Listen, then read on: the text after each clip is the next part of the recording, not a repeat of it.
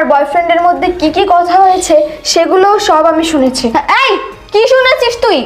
Madam এতক্ষণ আপনারা যা যা প্ল্যানিং করেছেন সবটা শুনেছি। আচ্ছা ম্যাডাম একটা কথা বলুন তো, স্যার তো আপনাকে এত ভালোবাসে, তারপরেও আপনি স্যারের বিরুদ্ধে এরকম একটা ষড়যন্ত্র করতে আপনার কি একটা বড় বুক কাঁপলো না?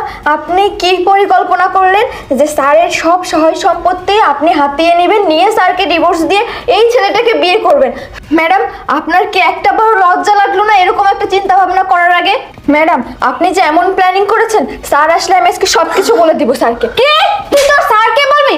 এই তোর এত বড় সাহস যে তুই তোর স্যারকে বলবি? এই তুই যদি তোর স্যারকে বলিস তোর মা অসুস্থ না, তোর মার চিকিৎসা করে তো আমারই পরিচিত ডাক্তার, তোকে বলে তোর মার ওষুধ চেঞ্জ করে এমন একটা মেডিসিন দিয়ে দিব সেটা খেয়ে তোর মা মারা যাবে ওইখানে।